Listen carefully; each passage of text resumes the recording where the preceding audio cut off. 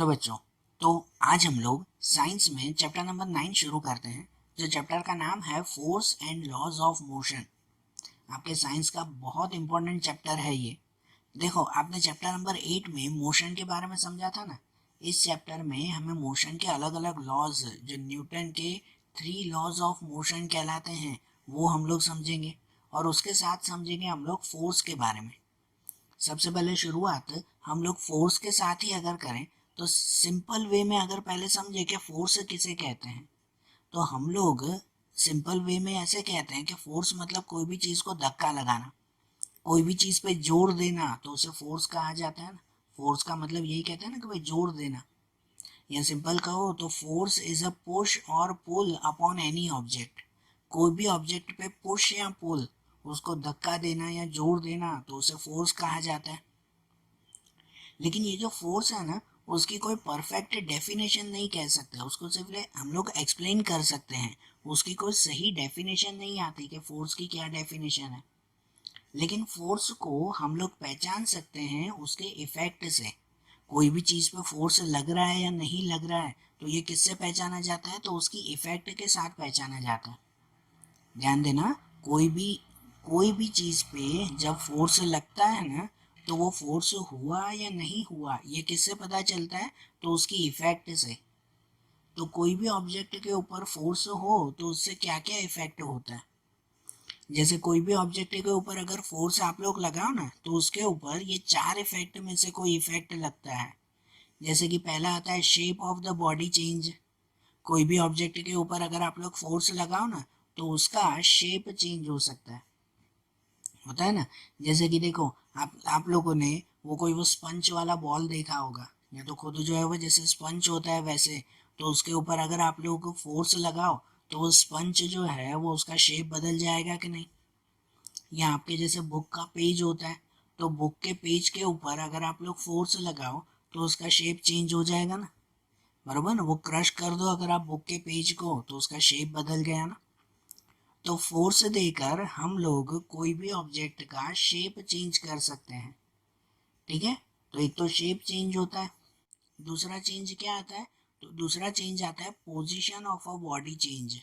दूसरा चेंज क्या आता है, पोजीशन ऑफ बॉडी। मतलब बॉडी मतलब कोई भी ऑब्जेक्ट की पोजीशन बदल सकते हैं। जैसे अगर कोई आपके घर में कोई टेबल अगर कोई एक प्लेस पे पड़ी हुई है, तो उसे फोर्स फोर्स देकर उसे जो है वो दूसरी प्लेस पर रख सकते हो ना। तो ये क्या चेंज हुई, उसकी पोजीशन चेंज हुई ना। पहले एक कॉर्नर में जो है वो टेबल पड़ी हुई थी, आपने फोर्स लगाया, उसे धक्का दिया, तो दूसरे कॉर्नर में जाके रखा, तो ये क्या हुआ, उसकी पोजीशन बदली। मतलब फोर्स देकर हम लोग कोई भी चीज़ की पोजीशन बदल सकते हैं। फिर दूसरा, state of motion of body change. State of motion of body change मतलब स्टेट ऑफ मोशन मतलब क्या, कि अगर कोई रुका हुआ ऑब्जेक्ट हो, मतलब स्टेशनरी ऑब्जेक्ट हो, तो उसे मोशन में ला सकते हैं। मोशन में मतलब कि उसको चला सकते हैं। या तो अगर कोई ऑब्जेक्ट मोशन में हो, मतलब अगर कोई ऑब्जेक्ट चल रहा हो, तो उसे फोर्स देकर हम लोग रोक सकते हैं उसे। तो ये इसे कहते हैं state of motion of body change. मतलब कोई भी ऑब्जेक्ट का स्टेट ऑफ मोशन बदल सकता है, कि अगर कोई ऑब्जेक्ट मोशन में हो तो उसे स्टेशनरी, उसे रोक सकते हैं। या तो कोई ऑब्जेक्ट अगर रुका हुआ हो, स्टेशनरी हो, तो उसे जो है वो मोशन में ला सकते हैं, उसे चला सकते हैं। फोर्स देकर ये कर सकते हैं ना। जैसे कि देखो, कि आप लोगों ने वो फुटबॉल देखा होगा, कि अगर कोई फुटबॉल नीचे ज़मीन पे पड़ा हुआ है, तो वो ज़मीन पे पड़ा हुआ फुटबॉल मतलब वो स्टेशनरी कंडीशन में है। स्टेशनरी कंडीशन एकदम रुका हुआ है एक ही जगह पे। आप जैसे ही उसे किक मारोगे, उस फुटबॉल को जैसे ही किक मारोगे, जैसे ही उसे लात मारोगे, तो क्या होगा, तो वो स्टेशनरी जो फुटबॉल होगा वो सीधा ही मोशन में आ जाएगा, बराबर ना।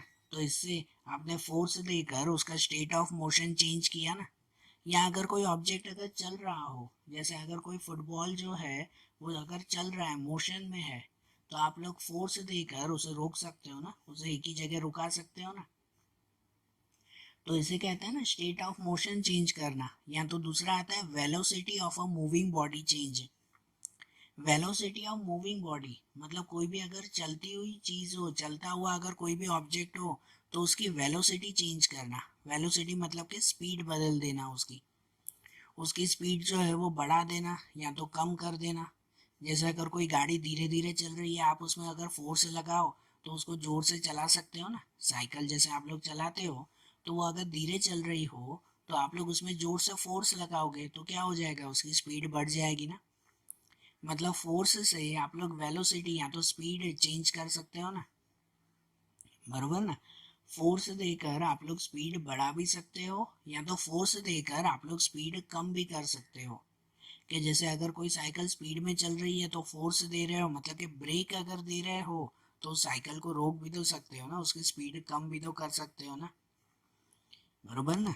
तो कोई भी ऑब्जेक्ट के ऊपर जब फोर्स लगता है ना, तो वो फोर्स से ये सब इफेक्ट उसके ऊपर आते हैं। या तो उसका शेप चेंज होता है, या तो उसकी पोजीशन बदलती है, या तो उसका स्टेट ऑफ मोशन बदलता है।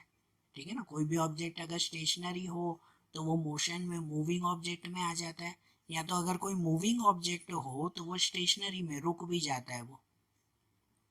ठीक है, तो ये चेंजेस आते हैं ना उनके अंदर, बरोबर। या तो वेलोसिटी चेंज होती है, मतलब कि स्पीड चेंज होती है। कोई भी ऑब्जेक्ट अगर धीरे धीरे चल रहा हो तो आप लोग धक्का मार के, फोर्स मार के उसको स्पीड में भी चला सकते हो।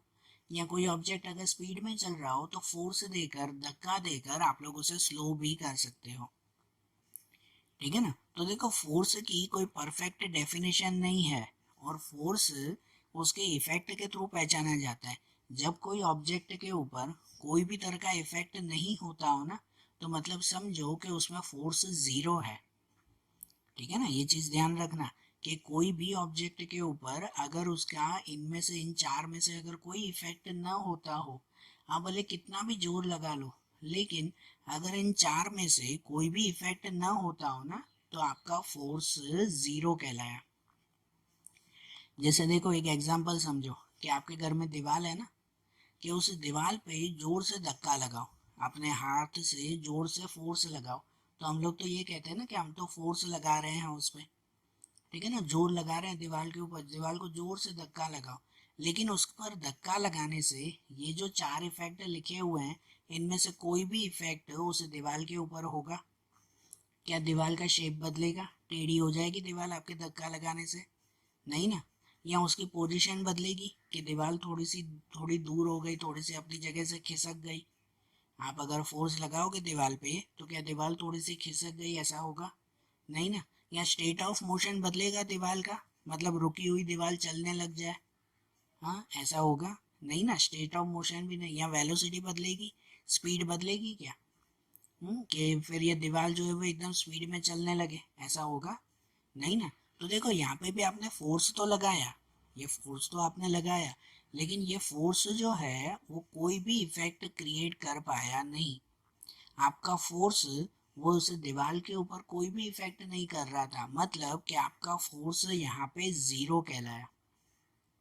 आपका फोर्स कैसे कहलाया? जीरो। समझ आ रही है बात? ये चीज ध्यान रखना कि फोर्स जीरो भी हो सकता है कि जब कोई भी इफेक्ट ना आता हो। ठीक है ना। तो फोर्स के बारे में अब ये समझ में आ रहा है ना? ठीक है। तो अब जैसे फोर्स के बारे में हमने नॉर्मल इंफॉर्मेशन ली ना, अब ऐसे ही हम लोग फोर्स के कुछ टाइप्स देखें कि टाइप्स ऑफ फोर्स किसे कहते हैं। समझना, टाइप टाइप्स ऑफ फोर्स में पहले दो टाइप के फोर्स आते हैं, जिसे कहते हैं कांटेक्ट फोर्स और field force. Contact force and field force, ध्यान से समझना पहले ये पॉइंट। कांटेक्ट फोर्स उसे कहते हैं कि जब कोई भी ऑब्जेक्ट के ऊपर अगर आपको फोर्स देना है ना, तो वो फोर्स के लिए आपको उस ऑब्जेक्ट को टच करना जरूरी हो, उस ऑब्जेक्ट के कांटेक्ट में आना जरूरी हो, तो उसे कांटेक्ट फोर्स कहते हैं, बरोबर। कि सिर्फ दूर से ही, बिना उसके कांटेक्ट में आए, बिना उसके टच किए, उसके ऊपर अगर आप फोर्स लगा सकते हो तो वो कांटेक्ट फोर्स नहीं, वो फील्ड फोर्स कहलाया। कांटेक्ट फोर्स किसे कहते हैं कि जब आप कोई भी ऑब्जेक्ट के ऊपर फोर्स दे रहे हो ना, तो वो फोर्स के लिए उसके कांटेक्ट में आना जरूरी है।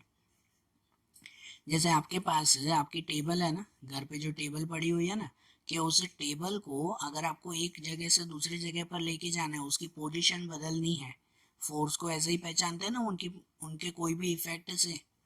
तो समझो कि अगर उसकी पोजीशन चेंज करनी है आपको, तो उसकी पोजीशन चेंज करने के लिए आपके पास कोई जादुई शक्ति है कि बिना उसको टच किए उसको एक से दूसरी जगह लेके जाओ?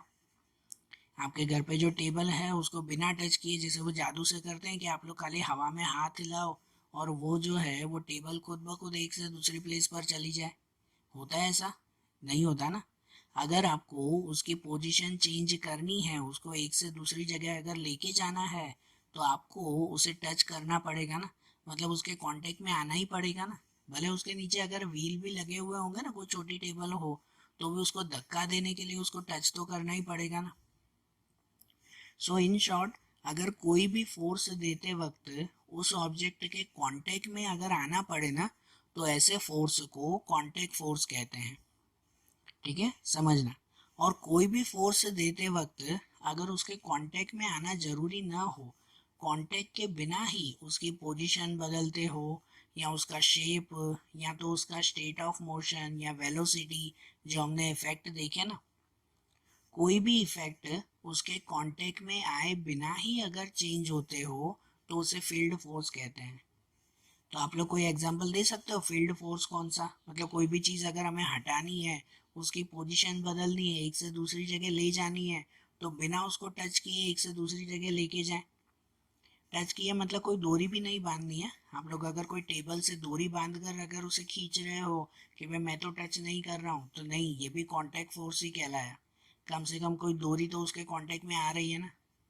लेकिन बिना उसको टच किए अगर कोई भी ऑब्जेक्ट को एक से दूसरी जगह आप लेके जाओ, तो वो फील्ड फोर्स कहलाता है। तो फील्ड फोर्स का कोई एग्जांपल है? तो हाँ, उसका एग्जांपल आता है मैग्नेट। फील्ड फोर्स का एग्जांपल कौन सा आता है? मैग्नेट आता है। आप लोगों को मैग्नेट के बारे में तो पता ही है ना, कि सामने अगर कोई आयरन ऑब्जेक्ट पड़ा हुआ हो, लोखंड की अगर कोई चीज़ हो, तो उसे अगर आपको एक से दूसरी जगह ले जानी हो, तो आप मैग्नेट के थ्रू ले जा सकते हो बिना टच किए। उसको टच करने की ज़रूर है नहीं ना। नीचे कोई जो है वो दूसरी लोखंड की चीज़ पड़ी हुई है, छोटा सा नेल अगर हो, छोटी सी खिली अगर ज़मीन पे गिर गई हो, तो आप ऊपर से अगर उसे मैग्नेट पे देखा होगा ना, तो वो खुद ब खुद ऊपर आ जाएगी, उसकी पोजीशन बदल जाएगी ना खुद ब खुद। बिना उसको टच किए भी उसको अपनी जगह से आपने हिला दिया, तो ये कौन सा फोर्स कहलाता है? Field force.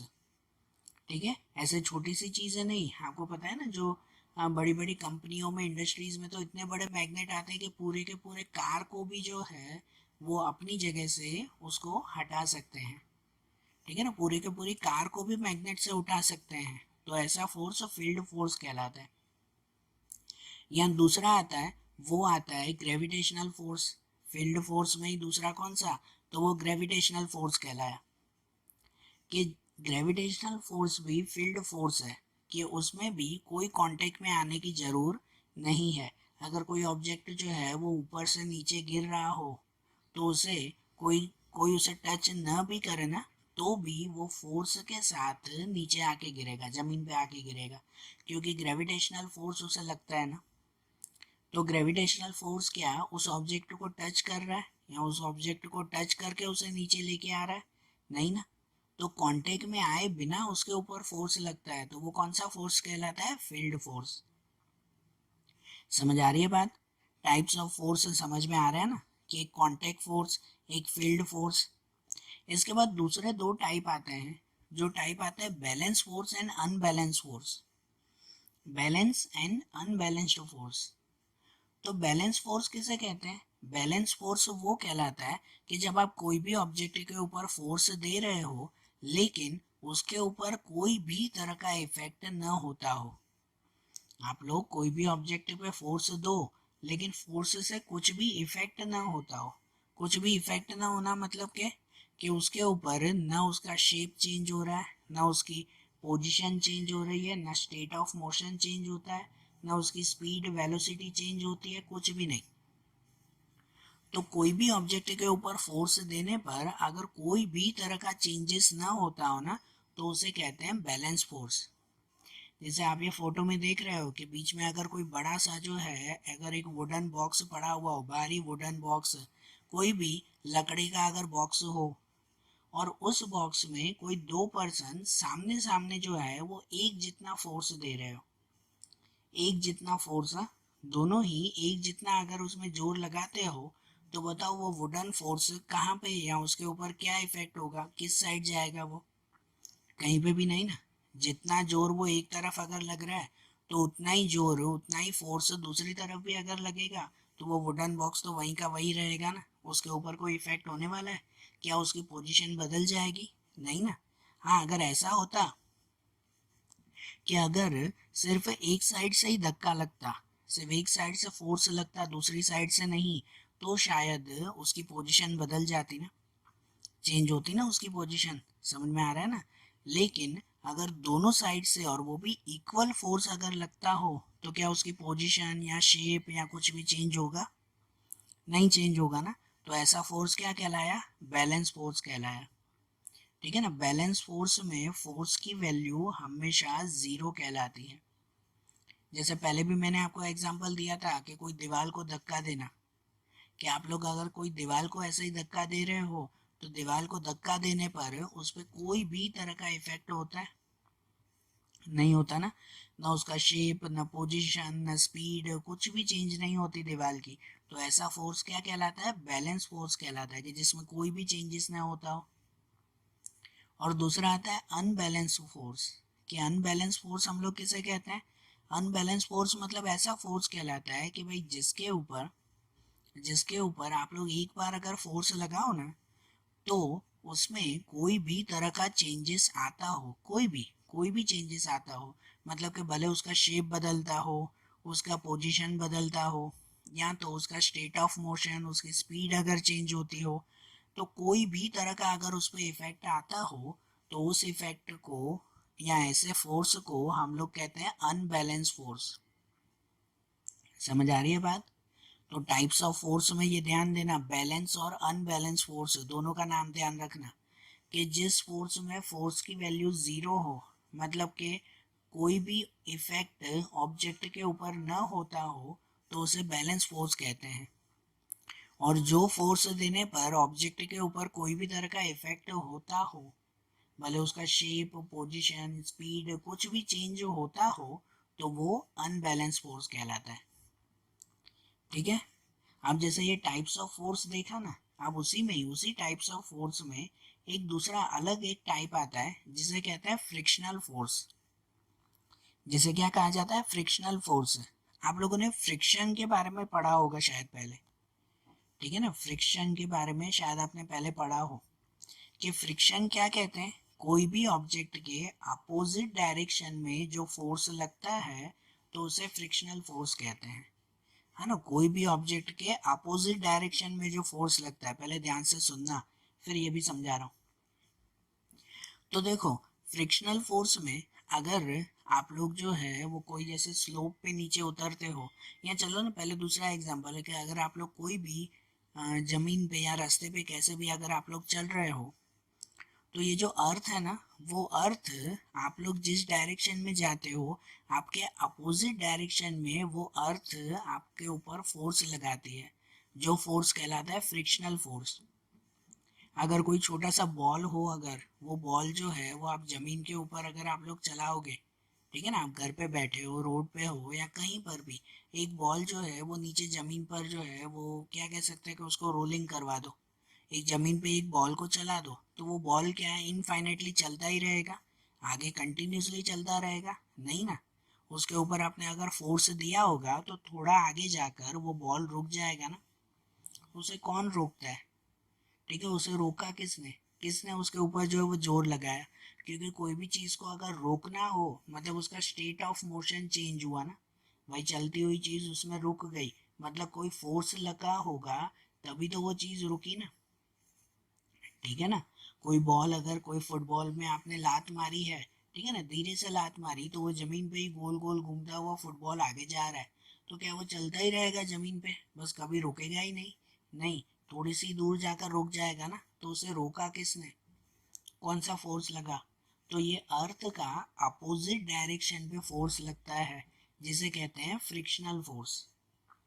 ठीक है ना। जैसे आपका ये पहले ड्राइंग में दिया हुआ है ना, कि एक तरफ कहलाता है पुशिंग फोर्स, नहीं वो ब्लू कलर में जैसे लिखा हुआ है कि वो पुशिंग फोर्स कहलाता है। पुशिंग फोर्स मतलब जिस तरफ आप धक्का दे रहे हो और अपोजिट डायरेक्शन में जो फोर्स लगता है ना, जो नीचे लिखा हुआ है फ्रिक्शन, कि अपोजिट डायरेक्शन में जो भी फोर्स लगता है तो उसे फ्रिक्शनल फोर्स कहते हैं। फ्रिक्शनल फोर्स को दूसरा सरफेस फोर्स भी कहते हैं, सरफेस, क्योंकि ये ऊपर के सरफेस के ऊपर डिपेंड होता है। कोई भी सरफेस जितना ज़्यादा स्मूथ होगा ना, जितना ज़्यादा स्मूथ होगा तो उतना फ्रिक्शनल फोर्स कम होता है, ठीक है ना, वो उतना ये फ्रिक्शन, उतना ये अपोजिट डायरेक्शन का फोर्स कम होता है। और जितना सरफेस जो है वो थोड़ा सा रफ होगा, स्मूथ नहीं लेकिन अगर रफ होगा, तो उतना ये फ्रिक्शनल फोर्स है, उतना ये फ्रिक्शन थोड़ा सा ज़्यादा होगा। जैसे ऊपर एक ड्राइंग दी गई है कि अगर कोई पर्सन जो है वो स्लाइडिंग कर रहा है, तो अगर वो बर्फ़ पे स्लाइडिंग कर रहा है तो उसकी स्लाइडिंग कितनी स्पीड में होगी, होगी ना, वो स्पीडीली जो है वो नीचे आता जाएगा। क्यों? क्योंकि बर्फ़ जो है वो स्मूथ सरफेस कहलाता है, एकदम स्मूथ है, और उसके ऊपर जो है वो फोर्स, फ्रिक्शनल फोर्स बहुत कम होता है, ठीक है ना, उसका अपोजिट फोर्स बहुत कम होता है, और इसकी वजह से उस पर स्लाइडिंग बहुत इजीली हो जाती है। बर्फ के ऊपर जैसे आप ये फोटो में देख रहे हो वैसे स्लाइड अगर करना हो तो कितनी स्पीडीली नीचे जाते हैं। लेकिन अगर वही चीज़ जो है वो कोई सीधी ज़मीन पे की जाए, तो कोई घास वाले मैदान पे या कोई जो है वो पहाड़, पत्थरों वाला पहाड़ हो, और उसके ऊपर ऐसे स्लाइडिंग करे तो जैसे बर्फ़ पे करते हैं, क्या उसमें ऐसी पॉसिबल है स्लाइड? नहीं है ना। क्या उतनी स्पीड में ऐसे जाएगी वो गाड़ी? नहीं जाएगी ना। क्यों नहीं जाएगी? क्योंकि उसमें वो सरफेस स्मूथ नहीं होता, रफ सरफेस होता है, या तो घास लगी हुई होती है या तो पत्थर पड़े होते हैं, तो जिसकी वजह से ये सब फ्रिक्शन ज़्यादा बढ़ाते हैं, अपोजिट फोर्स ज़्यादा लगाते हैं, और इनकी वजह से ही वो जो है क्या कह सकते हैं कि भाई फ्रिक्शनल फोर्स ज़्यादा लगने की वजह से स्पीड कम हो जाती है, ठीक है ना। आपको भी ये पता होगा कि आपके घर में जैसे अलग अलग तरह की टाइल्स लगी हुई होगी ना, तो उसके ऊपर अगर कोई टाइल्स एकदम रफ हो ना, तो वो चलने में ही पता चलता है कि यार ये तो एकदम रफ जमीन है, होता है कि नहीं। आप रास्ते पे चलते हो, रास्ते पे जो है वो ये जैसे सीमेंट के या तो डामर के रास्ते बने हुए हैं, तो आपको उस वहाँ पे चल के ही पता चलता है कि यार ये तो एकदम रफ जो है वो रोड है। कोई रोड एकदम मस्त मार्बल का बना हुआ हो, तो आप जैसे कोई मॉल में जाते हो या फिर और कहीं घूमने जाते हो, तो वहाँ पे नीचे जमीन कैसा होता है, फ्लोर कैसा होता है, मस्त मार्बल का बना हुआ, एकदम कांच की तरह स्मूथ, है कि नहीं। तो ऐसी जो स्मूथ सरफेस होता है ना, वहाँ पे फ्रिक्शन बहुत कम लगता है, ठीक है ना। यह सबसे सिंपल एग्जांपल तो वही कहते हैं, आप जैसे नॉर्मल रोड पे अगर चलते हो तो ज़मीन का फ्रिक्शन आपके ऊपर ज़्यादा लगता है, लेकिन वहीं चलते चलते अगर आपके पैर के नीचे जो है वो केले का छिलका आ जाए, तो है ना, बनाना पील, केले का छिलका आपके पैर के नीचे आ जाए, तो आप फिसल के गिर पड़ते हो। क्यों फिसल जाते हैं? क्योंकि वो केले का छिलका आने की वजह से उस जगह पर, उस प्लेस पर जो है वो आपके पैर के ऊपर फ्रिक्शन फोर्स कम हो जाता है, ठीक है ना, आपके पैर का फ्रिक्शन एकदम कम हो जाता है, और वो फ्रिक्शन कम होने की वजह से आप सीधे जो है वो उस पर लिपस जाते हो, ठीक है ना, आप लिपस जाते हो, आप गिर जाते हो। तो इनकी वजह से, तो इसकी वजह से जो है ये फ्रिक्शन फोर्स जैसे हमारे चलने के लिए भी तो हेल्प करता है ना। आप जितना आसानी से जो है वो नॉर्मली रास्ते पर चल पाते हो ना, वो किसकी वजह से, तो ऐसे फ्रिक्शनल फोर्स की वजह से ही। अगर आपके पैरों के नीचे जो है वो पहिए लगा दे, तो स्केटिंग पहन के, या जैसे ये जो स्केट बोर्ड आता है वो लेकर, आप लोग इतना नॉर्मली चल सकते हो कि जितना नॉर्मल आप ऐसे चलते हो। स्केट बोर्ड पहन कर या तो स्केटिंग पहन कर आप लोग नॉर्मली चल पाओगे? नहीं चल पाओगे ना। क्यों नहीं चल पाओगे? क्योंकि जब आपके पैर में अगर पहिए लग जाते हैं ना, स्केटिंग लग जाती है, पहिए लग जाते हैं उसके ऊपर, तो उन व्हील्स की वजह से आपके पैरों का और ज़मीन का फ्रिक्शन कम हो जाता है, और फ्रिक्शन कम होने की वजह से आप जो है वो स्मूथली नहीं चल पाते जैसे नॉर्मल चल पाते हो। आप जल्दी से जो है वो स्लाइडिंग करने लगोगे, बस जो है वो लिपसने लिपसने लगोगे आप लोग, ठीक है। तो ये फ्रिक्शनल फोर्स किसे कहते हैं वो भी समझ में आ रहा है ना, एक तरह का अपोजिट फोर्स ये कहलाता है, बरोबर। तो देखो आज जैसे हमने ये फोर्स के बारे में समझा ना, चैप्टर का पहला टॉपिक आज हमने समझा फोर्स और उसके अलग अलग टाइप्स।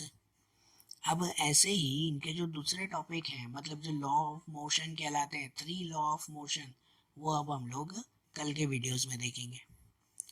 Okay, thank you.